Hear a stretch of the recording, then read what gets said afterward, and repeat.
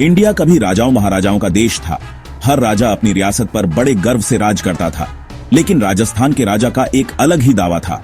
वो कहते थे कि उनका राज्य पूरे हिंदुस्तान में सबसे बड़ा है। मेरा राज्य बहुत दूर तक फैला है, वो अपने दरबार में ऐलान करते थे। थार के रेगिस्तान से लेकर अरावली की पहाड़ियों तक इसकी कोई सीमा नहीं। राजा की बातें बड़े हॉल में गूंजती थीं। उनके दरबारी सिर हिलाकर सहमति जताते थे, लेकिन सबको यकीन नहीं था। वफादार लोगों के बीच एक बुद्धिमान मंत्री खड़ा था। उसकी भौहें चिंता से सिकुड़ी हुई थीं। वो अपनी ईमानदारी और साहस के लिए जाने जाते थे। वो आगे बढ़े, उनकी निगाहें राजा पर टिकी थीं।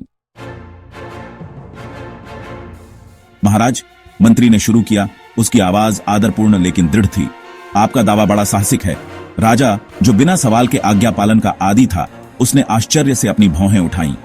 हम आपकी बताई विशालता को कैसे समझ सकते हैं? मंत्री ने आगे कहा। हमारी आंखें तो बस इतना ही देख सकती हैं।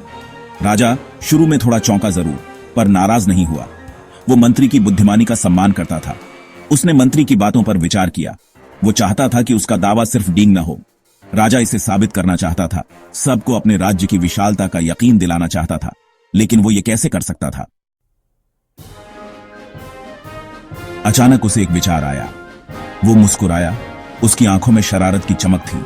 मेरे पास एक योजना है, उसने ऐलान किया। दरबार शांत हो गया। सब राजा का उपाय सुनने को उत्सुक थे। मैं अपने सबसे अच्छे घुड़सवारों की एक टोली भेजूंगा, उसने घोषणा की। वे हमारे राज्य की सीमाओं तक जाएंगे। राजा ने आगे कहा।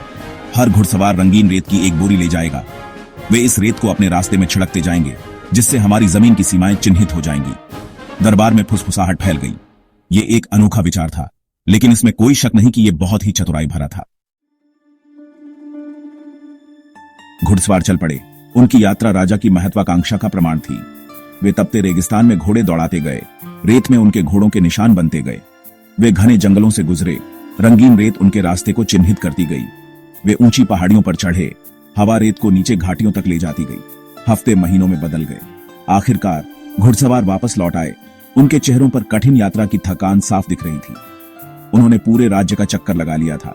उनकी बोरियां खाली थीं। उनका मिशन पूरा हो गया था। घुड़सवारों की वापसी देखकर मंत्री को आखिरकार समझ आ गया। उसने राजा के सामने झुककर कहा, महाराज, आपका दावा डींग नहीं था।